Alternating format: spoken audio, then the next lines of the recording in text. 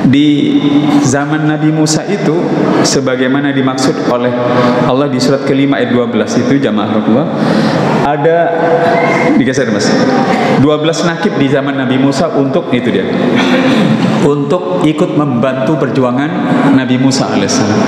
Tapi 12-nya itu yang baik cuma 2. Yang ada garis besarnya itu seperti keterangan Hamka. Kenyataannya 10 orang itu penakut dan 2 orang pemberani. Jamaah sekalian. Yang pemberani itu adalah Kalib bin Yafuna dan Yusa bin Nun. Yang lainnya penakut. Sehingga Bani Israel itu, hadirin bisa cek ya kualitas mentalnya seperti apa. Mereka itu baru saja melihat dengan mata kepala sendiri lautan merah terbelah. Bisa dibayangkan ya? Kita kalau ngelewati Selat Madura itu nggak pakai Walferi, Allah membuka laut buat kita, jenengan nggak perlu pengajian panjang-panjang, udah pasti beriman. Coba.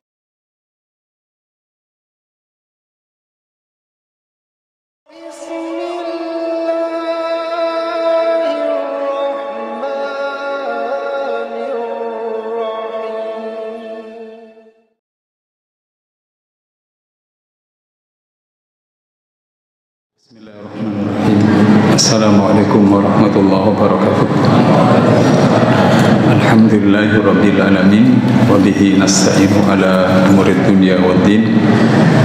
Wassalatu wassalamu ala asrafil anbiya'i wal mursalin, nabiyina Muhammadin wa ala alihi wa sahbihi wa sallim wa barik ajmain. Qala Allah ta'ala fi kitabil karim, a'udzu billahi minasyaitonir rajim. Bismillahirrahmanirrahim. Laqad kana lakum fi rasulillahi uswatun hasanah liman kana yarjullaha wal yawmal akhir wa dzakarallaha katsiran.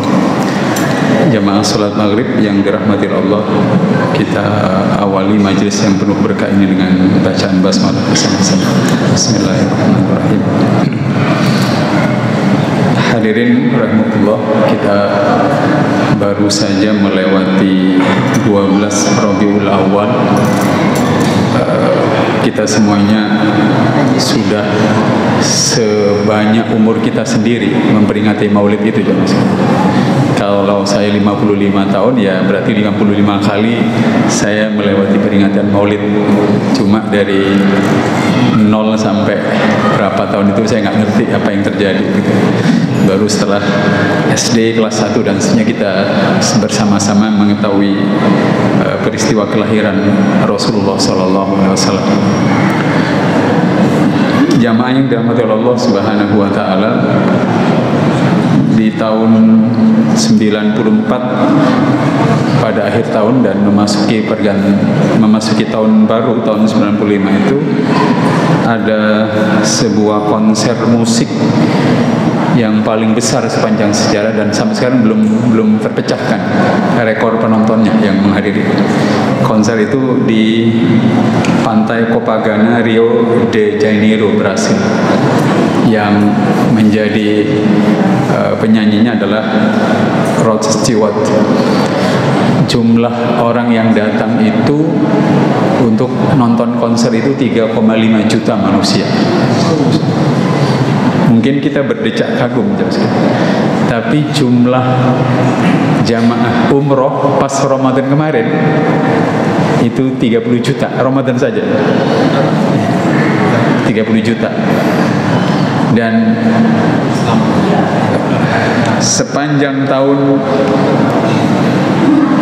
Saudi Arabia itu mendapatkan tamu yang akan menunaikan umroh dan haji itu tentu angkanya sangat menakjubkan dan spektakuler, ya Mas.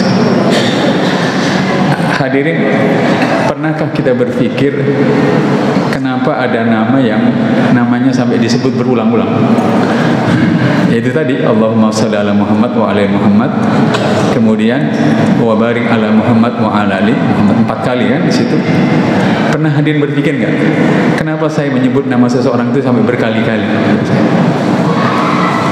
Saya sudah pernah menyampaikan wa min tabiatil nafsil basyariyah, di antara tabiat jiwa manusia kalau terbiasa dengan sesuatu, idza ulifat asyai, jika terbiasa dengan sesuatu, khafiya 'alaiha asrarahu, maka menjadi tersembunyilah segala sesuatu yang sudah terbiasa. Nah, kalau hadirin ditanya, kenapa sih kita ini sampai menyebut nama ini 4 kali? Andaikan kita kosongkan semua hal tentang Nabi Muhammad SAW, kita mulai dari pertanyaan, ada apa orang yang harus saya sebut 4 kali namanya dalam sholat saya? 4 kali kali 5 waktu, ya kan? 20 kali kan zaman sekarang. Hadirin yang dirahmati Allah, ini pertanyaan ringan. Andaikan di sini adalah majelis Rasulullah SAW, Nabi duduk di sini, kira-kira hadirin itu duduknya itu milih posisi di depan Nabi persis atau di belakang? Coba jawab. Lah kok kompak milih di belakang? Kenapa nggak milih di depan? Karena jenengan takut ditanya, ya kan? Di antara pertanyaan Rasul itu, siapa yang pagi tadi salat tahajud? Abu Bakar ngacung. Siapa yang tadi pagi-pagi bersedekah? Abu Bakar ngacung, dan seterusnya. Mungkin jenengan kalau duduk di belakang biar nggak ditanya seperti itu kan? Tapi salah seorang ulama di Timur Tengah mengatakan, Anda pernah berpikir tidak bahwa kalau ada Rasulullah di sebuah tempat, Anda akan memilih duduk di mana? Apakah di dekat Rasulullah atau di tempat paling jauh? Kayaknya kita memilih di belakang gitu sebenarnya. Soalnya duduk di depan itu biasanya sama.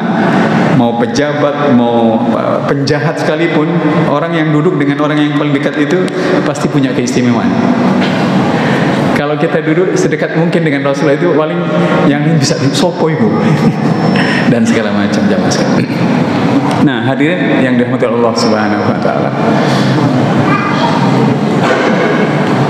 jumlah penduduk muslim dunia sekarang itu jumlahnya 2 miliar lebih, 2 miliar lebih. Hadirin kebayang nggak? 2 miliar manusia itu semuanya itu membaca sholawat kepada Rasulullah SAW. Sholawat itu artinya kita itu memintakan rahmat dan ampunan Allah untuk Rasulullah SAW. Itu maksudnya salawat. Kalau Allah mengatakan innallaha wa malaikatahu yusalluna 'alan nabi, sesungguhnya Allah bersalawat kepada Rasul, maksudnya Allah memberikan rahmat dan ampunannya untuk Rasul. Kalau malaikat bersalawat itu artinya malaikat memintakan rahmat dan ampunan Allah untuk Rasulullah. Kalau kita disuruh bersalawat, kita diminta untuk memintakan rahmat dan ampunan untuk Rasulullah SAW. Tapi ini 2 miliar. Hadirin merenung nggak? Pernah nggak? Adakah manusia yang setelah meninggal setiap hari, sekarang ini maksudnya 2 miliar orang itu memintakan rahmat dan ampunan Allah? Bukan hanya yang 2 miliar, tetapi malaikat itu juga memintakan. Nah, kalau kita berpikir seperti itu, tentu tidak mungkin kita saja, mohon maaf kalau kita ini satu RW, zaman sekarang, ada di antara kita meninggal, baru meninggal sehari sudah dilupakan orang. Ada yang begitu. Saya tinggal di Berbek kampung itu, dekat Berbek industri, ada premannya kampung meninggal. Itu orang-orang pabrikan syukuran.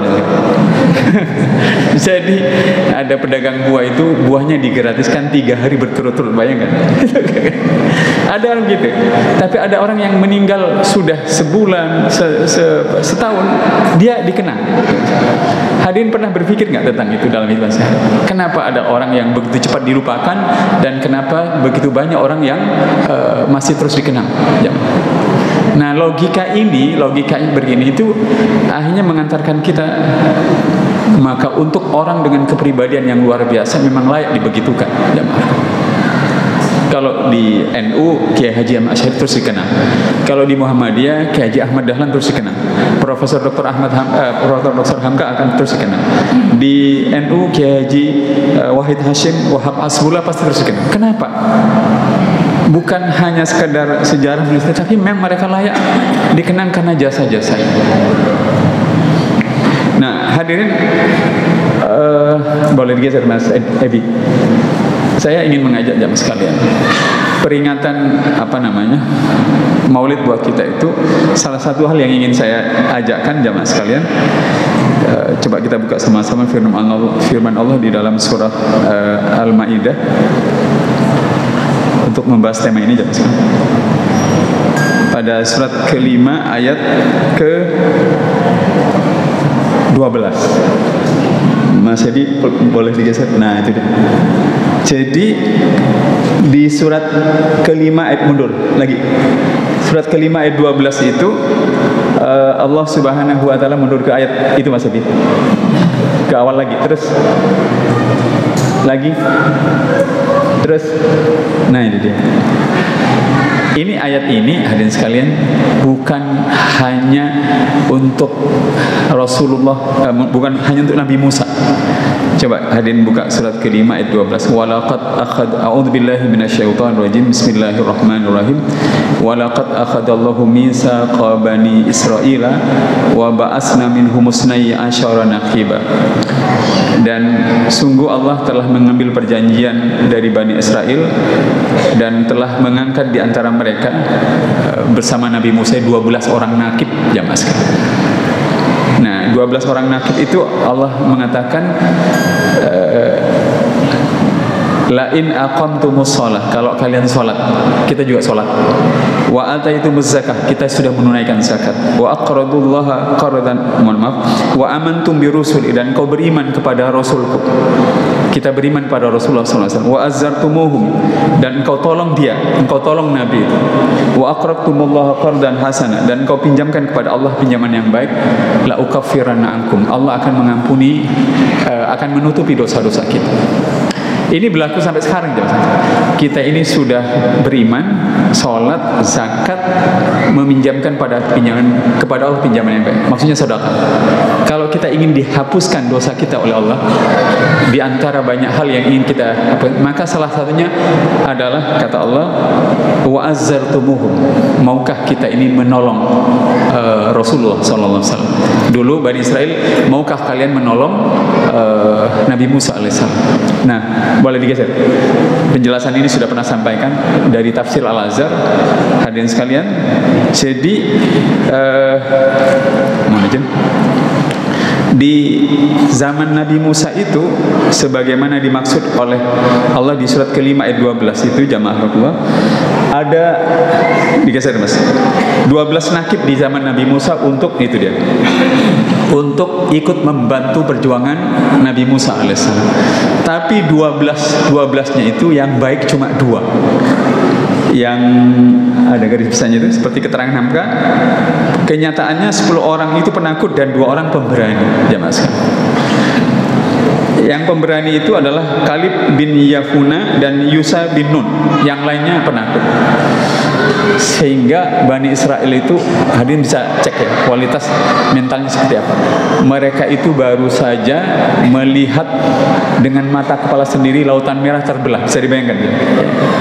Kita kalau ngelewati Selat Madura itu nggak pakai walferi, Allah membuka laut buat kita, jenengan nggak perlu pengajian panjang-panjang, udah pasti beriman. Itu setelah mereka melihat lautan merah dan mereka harus memasuki Palestina, mereka bilang dengan seenaknya saja, Musa, berperanglah engkau bersama Tuhanmu, kami di sini akan duduk-duduk saja. Itu mental kurang ajar, ampun. Kalau semua kata jelek dihimpun itu nggak cukup. Kurang ajar, bandel, bedik, dan segala itu nggak cukup. Kenapa? Bani Israel itu sudah melihat lautan merah terbelah dan mereka diselamatkan oleh Allah dari kejaran Fir'aun.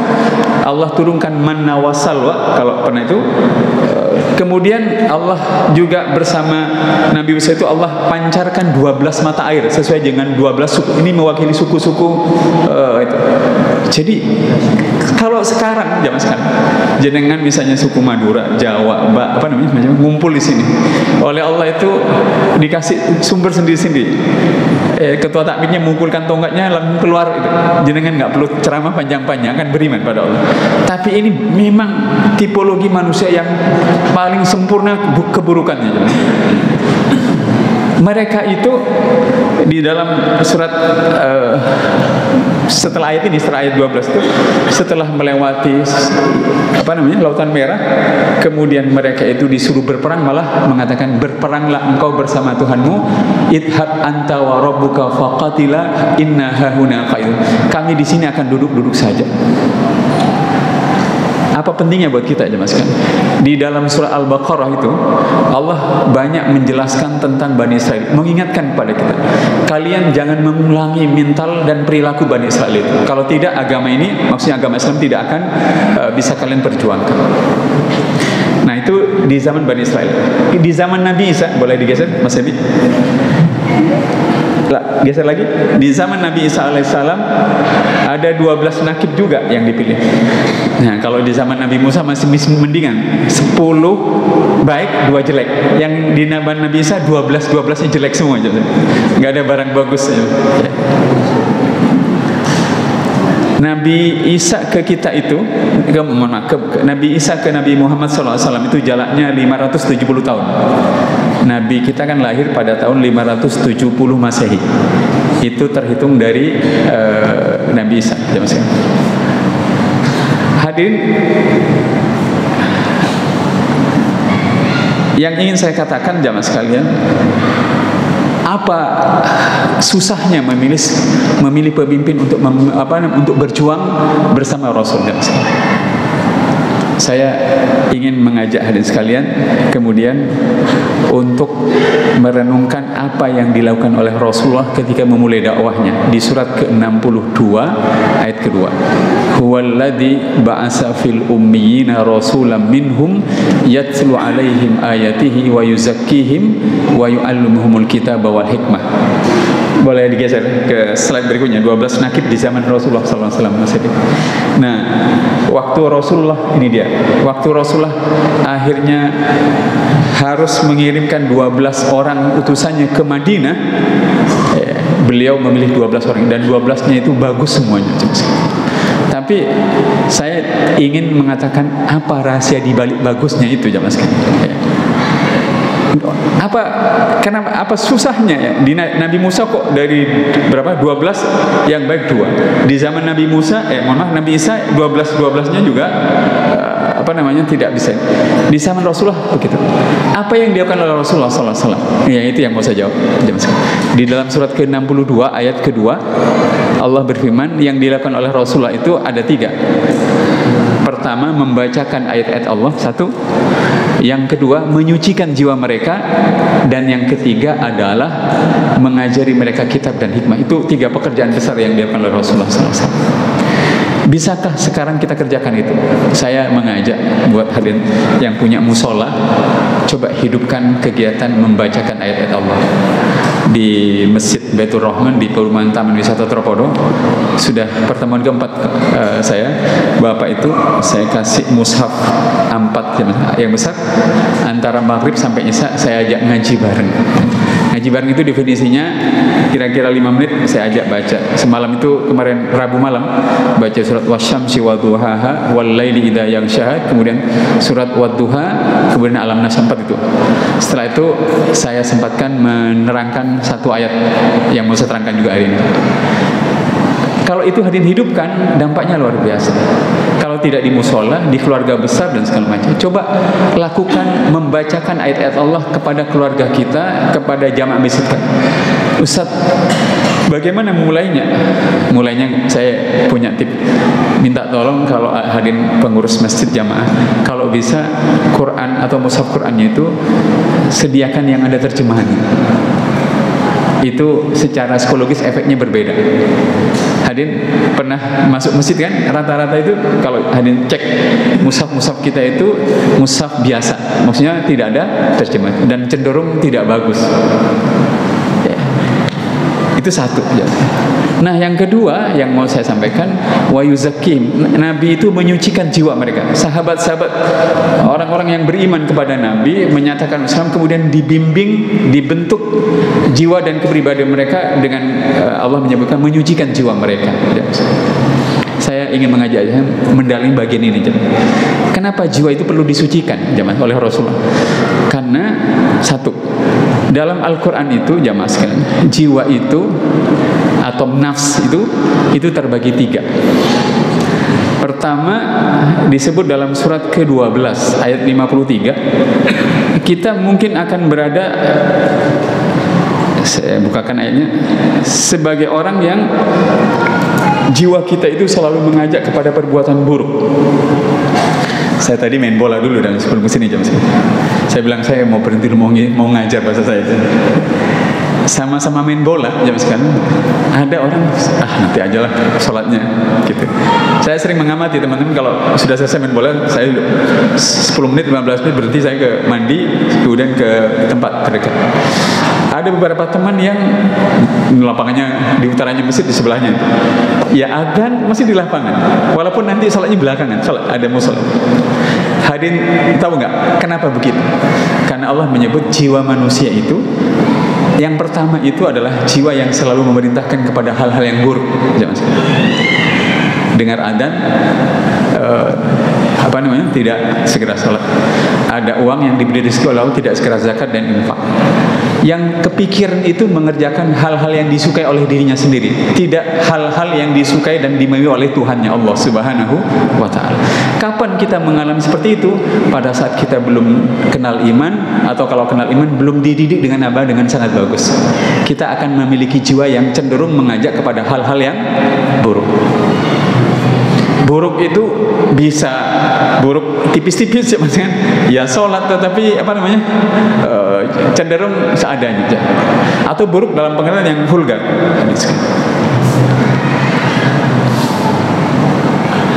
Itu yang pertama. Yang kedua adalah Allah sebut dalam surat Al-Qiyamah, la uqsimu biyaumil qiyamah wa la uqsimu bin nafsil lawwamah. Jiwa yang menyesali dirinya sendiri atau jiwa lawwamah disebut di dalam surat ke-75 pada ayat kedua. Jangan sekali. Mohon maaf. Wala uqsimu bin nafsil lawwamah, dan demi jiwa yang menyesali dirinya sendiri. Maksudnya apa? Manusia itu kalau jiwa tadi yang pertama itu kenal agama, dengar pengajian, dia mulai dilatih sholat, tapi kemudian lingkungannya tidak berubah, dia agak naik sedikit menjadi jiwa yang menyesali. Kenapa menyesali? Karena dia tahu baik tetapi tidak bisa mengerjakan kebaikan itu semaksimal mungkin. Dia tahu sholat baik, dia tahu puasa baik, dia tahu baca Al-Quran baik, dia tahu menghormati orang tua baik, tetapi hal-hal baik itu tidak bisa dia kerjakan dengan maksimal. Sebagaimana dia juga tahu dosa dan keburukan itu tidak benar, tapi dia tidak bisa meninggalkan 100%. Kalau ditanya, kita mungkin sepakat kita ini ada di bagian yang kedua. Nah, jiwa yang ketiga yang paling baik kalau terus manusia mendidik dirinya, menyucikan jiwanya, adalah jiwa mutmainnah. Disebut dalam surat ke-89 surat Al-Fajr, jamaah sekalian, pada ayat ke-27, ya ayyuhat Tuhan nafsul mutmainnah, wahai jiwa yang tenang. Jamaah sekalian, saya punya teman di Semolawari itu, dia bilang, Ustaz, waktu ibu saya mau meninggal itu, seminggu sebelum ibu saya meninggal itu dia nelpon saya, aku nanti dijemput malaikat pada malam Senin tanggal sekian, persis meninggalnya itu. Beberapa ulama-ulama karena istiqomah dan banyak kebaikannya itu, diantaranya adalah Imam Al-Ghazali, kemudian Profesor Dr. Mutawalli Sya'rawi, ulama tafsir dari Al-Azhar. Itu luar biasa. Seminggu sebelum meninggal itu dia minta disediakan ambulan. Beberapa jam sebelum meninggal itu dia minta agar diberi gamis, pakaian yang belum pernah dia pakai. 1 jam sebelum beliau meninggal, beliau minta ditinggal sendirian di kamarnya. Dan waktu akhirnya dia nazak, putra laki-lakinya mengatakan, ayah itu baca syahadatnya, asyhadu an la ilaha illallah wa annaka rasulullah, bukan wa asyhadu anna muhammad rasul. Kalau wa annaka rasulullah berarti di depan beliau itu ada rasul, dan sesungguhnya engkau adalah rasul utusan Allah. Siapa? Profesor Dr. Mutawalli Sya'rawi. Dia ulama tafsir dari Al-Azhar Mesir, yang waktu Raja Arab Saudi ingin memindahkan makam Ibrahim karena sedang ada renovasi Ka'bah itu, seluruh ulama dunia sepakat dia adalah satu-satunya ulama yang menentang pemindahan itu, mengirim surat ke Raja Arab Saudi dengan argumentasi yang luar biasa. Setelah Raja Arab Saudi itu membaca argumentasi beliau, pemindahan itu digagalkan, dan beliau satu orang di antara ulama hebat yang pernah bermimpi Nabi Ibrahim AS. Nah, orang yang seperti itu dan orang yang tidak seperti itu tetapi kebaikannya banyak itu adalah orang yang jiwanya mutmainnah. Kenapa mutmainnah? Kenapa tenang? Kebaikannya jauh lebih banyak dibandingkan hal-hal yang tidak, hal-hal buruk yang dia kerjakan. Jadi, nah masalahnya bagaimana kita naik dari jiwa yang nomor 1, kedua, terus ketiga.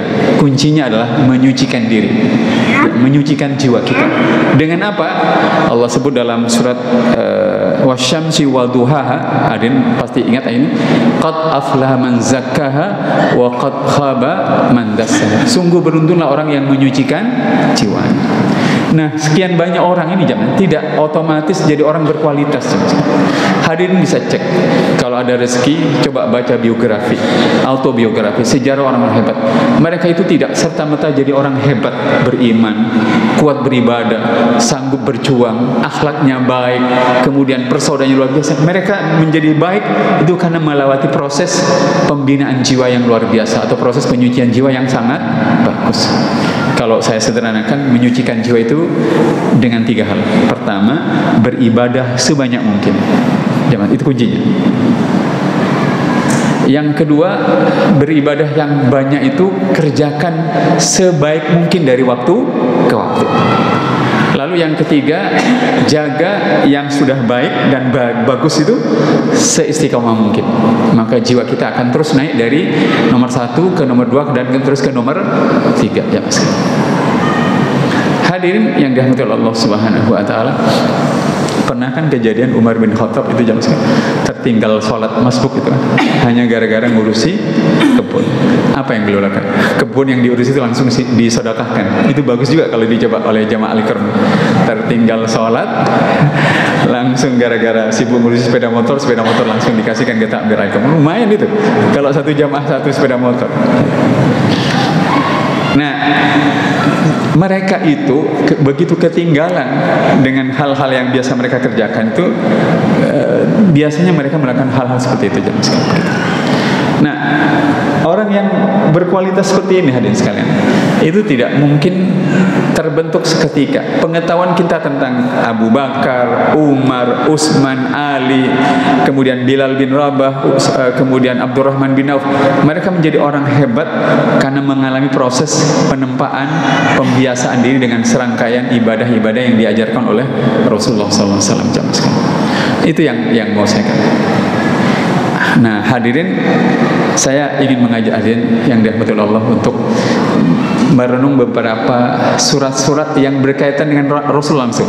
Contohnya, Inna a'tayna kal kautsar. Itu tentang Rasulullah itu. Sesungguhnya aku telah memberikan nikmat yang banyak kepada engkau. Fasholli li rabbika wanhar. Nah, itu tentang Rasulullah sebenarnya. Tapi kalau kita renungkan, kalau kita ingin kuat beribadah, fasholli li rabbika wanhar, kuncinya adalah inna a'tainakal kautsar. Sering-seringlah mengingat nikmat-nikmat yang tidak terhitung yang Allah berikan kepada kita. Semakin sering kita menghitung nikmat yang Allah berikan pada kita, semangat untuk sholat, semangat untuk beribadah itu akan semakin kuat. Makanya rangkaian doanya adalah Allahumma a'inni ala dzikrika wa syukrika dan wa husni. Setelah bersyukur, kita minta agar bisa beribadah kepada Allah dengan sebaik mungkin. Jamaah yang dirahmati Allah Subhanahu wa taala, misal surat yang lain misalnya wadduha wal laili idza saja ma wadda'aka rabbuka wa ma qala. Saya yakin hadirin sampai tadi selesai salat maghrib, hadirin pasti ingin mengulangi sebuah doa yang tadi dibaca. Kenapa doa itu diulang waktu Isya? Kenapa tahajud? Karena doa itu belum dikabulkan oleh Allah Subhanahu wa taala. Saya ingin merekomendasikan satu ayat, kalau hadirin galau, sedih, coba pakai ini redaksinya. Di surat ke-12 ayat ke-86 zaman sekarang. Jadi ini kalimatnya Nabi Yakub ketika Nabi Yakub, ayahnya Nabi Yusuf, ketika dia mengadu kepada Allah Subhanahu wa taala. Surat ke-12 ayat 86. Qala innama ashku basi wa husni ilallahi wa a'lam minallahi ma la ta'lam. Jadi terjemahnya, Dia Yakub menjawab, hanya kepada Allah aku mengadukan kesusahan dan kesedihanku, dan aku mengetahui dari Allah yang tidak kamu ketahui. Nah, bagian yang bisa dijadikan kalimat kita pada waktu berdoa adalah ini, innama ashku basi wa husni ilallah, gitu.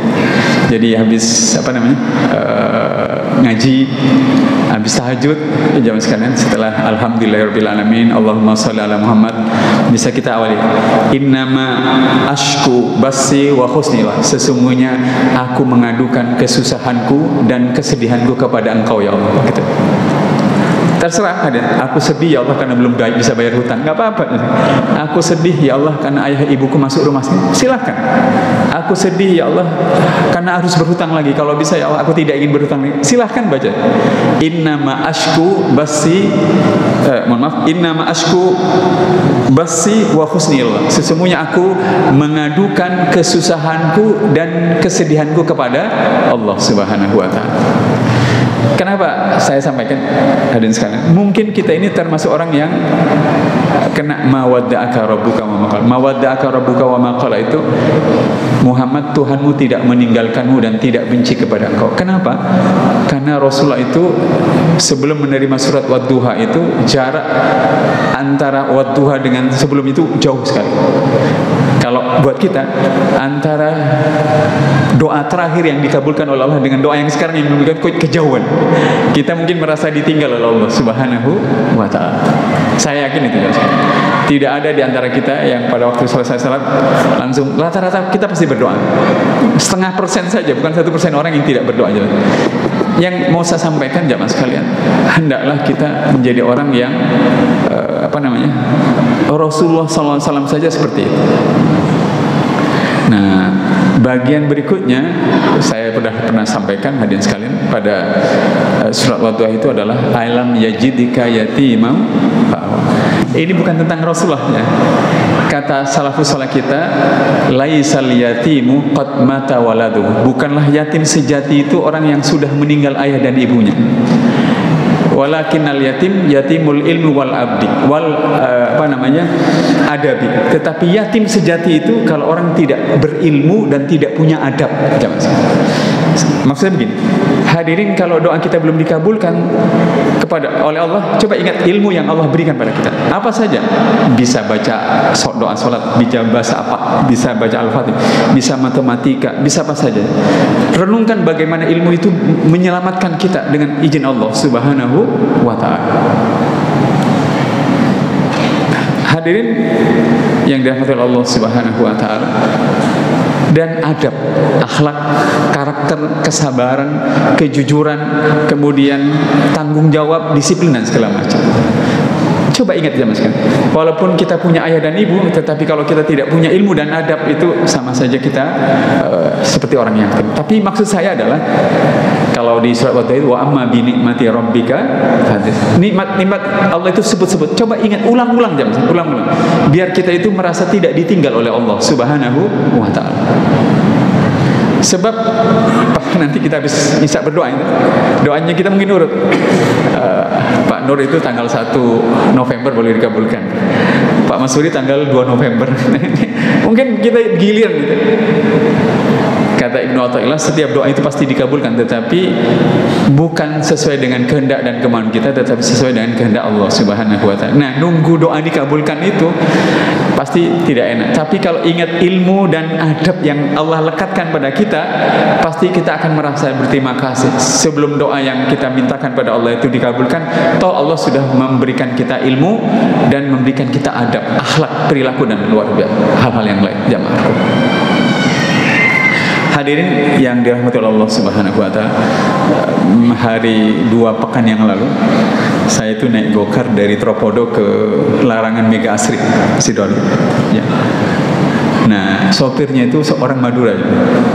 Pak, tadi itu ada kejadian seorang sopir gokar itu ditusuk dengan pisau dapur oleh perempuan, ketahuan dari NTT.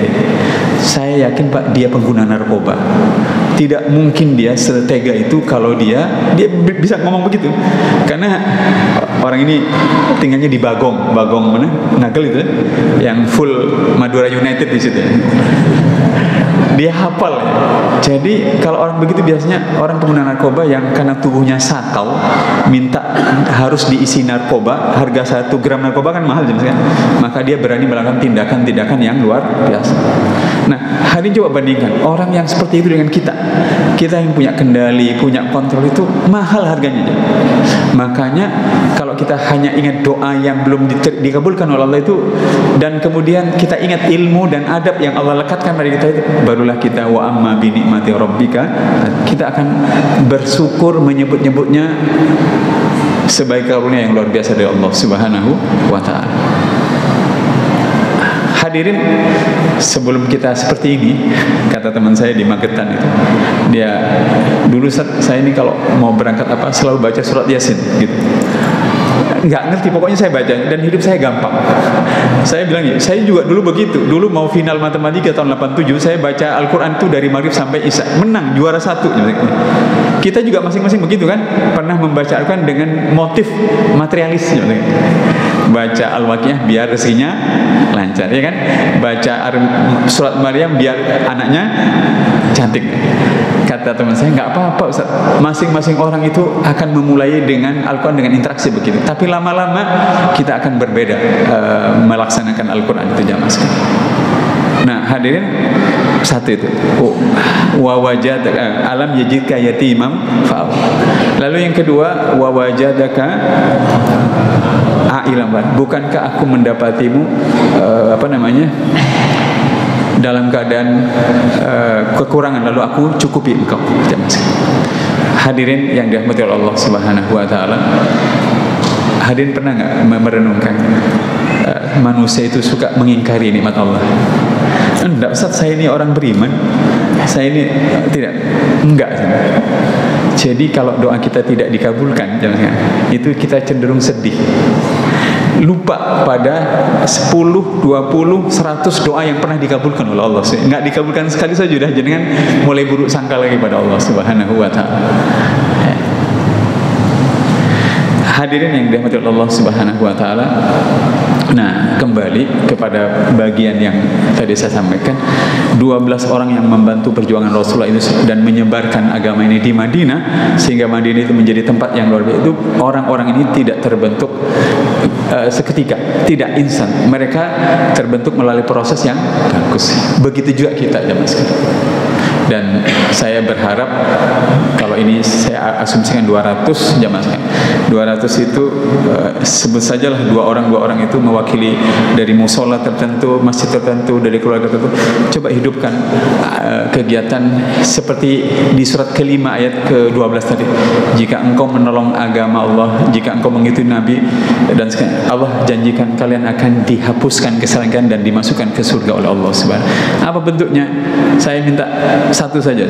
Kalau ada rezeki 50.000, 100.000, beli mushaf yang ada terjemahnya, taruh di musola. Kalau bisa ngaji bareng, baca Quran bareng-bareng.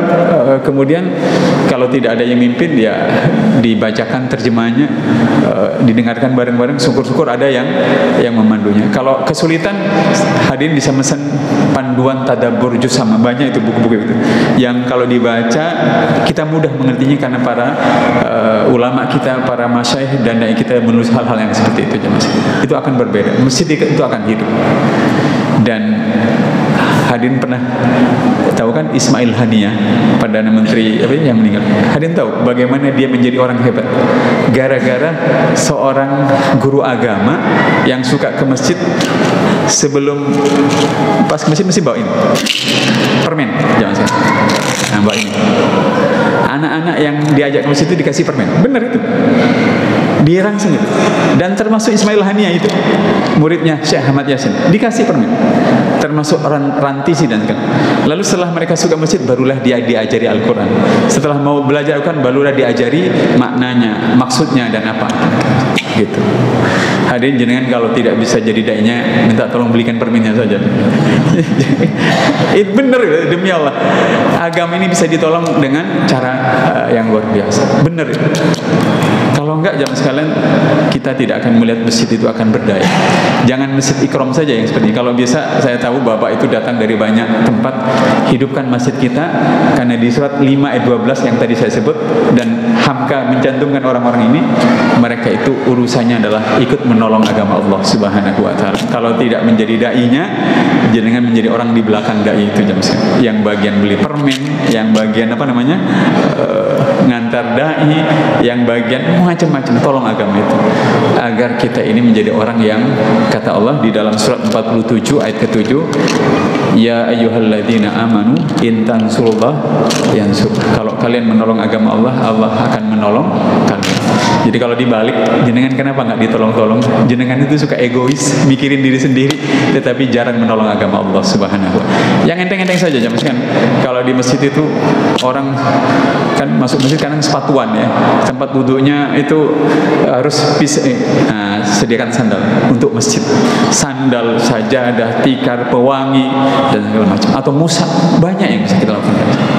Berniatlah, ya Allah, aku belum bisa menjadi orang yang berceramah, aku baru bisa dengan ini, ya Allah. Dan kata Adam Syarkawi yang sembunyikan amal kita itu, biar pada saat sulit kita berdoa pada Allah, karena kita menyembunyikan amal kita dan hanya Allah yang tahu, doa kita dikabulkan oleh Allah Subhanahu wa Ta'ala. Tidak perlu diketahui oleh banyak orang. Jangan ngomong, tadi aku beli sandal buat masjid, lalu di status dia, alhamdulillah bisa beli sajadah buat ini, diumumkan. Nanti pas berdoa pada Allah, nggak ada yang bisa menyebabkan kita itu dapat dimudahkan. Sembunyikan sesembunyi-sembunyinya, biar antara kita dengan Allah saja yang tahu. Pada saat kita sulit, demi Allah, amal-amal yang disembunyikan itu yang akan memudahkan doa kita didengar oleh Allah Subhanahu wa Ta'ala. Semoga bermanfaat. Monggo, silakan. Ustaz, seperti yang kalau malam ini saya perhatikan, berarti sebenarnya ada 12, anggap saja murid, dan ada guru. Berarti ada Nabi Isa, kemudian Nabi Musa, Nabi Muhammad, dan sebenarnya ada satu lagi kan sebenarnya Nabi Yakub. Tapi kalau kita perhatikan tadi, kalau misalnya kita anggap pada guru dan itu murid, hanya agama itu Rasulullah yang bagus. Berarti sebenarnya guru ini sebenarnya pada dasar mereka niatnya baik, tapi hasilnya kan beda-beda. Ya berarti sebenarnya bukan salah gurunya, tetapi mungkin ada sesuatu di 12 muridnya tadi, ada faktornya yang ternyata berhasil, ada yang tidak berhasil. Yang ini mungkin belum dijelaskan. Insya Allah sebulan depan. Tapi benar, pertanyaan itu penting tadi. Jadi jangan kalau bertanya lebih lengkap, kenapa Bani Israil itu sebandel itu, Pak ya? Gitu kan? Kenapa pengikutnya Nabi Isa itu mintanya itu aneh? Isa bisa nggak Tuhanmu itu menurunkan makanan? Dan itu coba jenengan berdoa, ya Allah, turunkanlah nasi padang dari langit, ya Allah. Turunkanlah soto Madura, itu paling dikaplok sama kiainya. Insya Allah kita bahas ini, dan mudah-mudahan pertanyaan tadi memancing kita untuk terus belajar. Terima kasih banyak, jazakumullah khairan katsiran. Mari kita berdoa. A'udzubillahi minasyaitonirrajim. Bismillahirrahmanirrahim. Alhamdulillahirabbil alamin. Allahumma shalli ala Muhammad wa ala ali Muhammad. Allahumma a'inna ala dzikrika wa syukrika wa husni ibadatika. Allahumma inna nas'aluka al-huda wat tuqa wal afafa wal ghina. Rabbana afrigh alaina sabra wa tawaffana muslimin. Rabbana atina min ladunka rahmatan wa hayyi' lana min amrina rasyada. Rabbana atina fid dunya hasanah wa fil akhirati hasanah wa qina adzabannar wa qina adzabannar. Subhana rabbika rabbil izzati amma yasifun wa salamun alal mursalin walhamdulillahi rabbil alamin. Subhanakallahumma wa bihamdika asyhadu an la ilaha illa anta astaghfiruka wa atubu ilaik. Wassalamualaikum warahmatullahi wabarakatuh.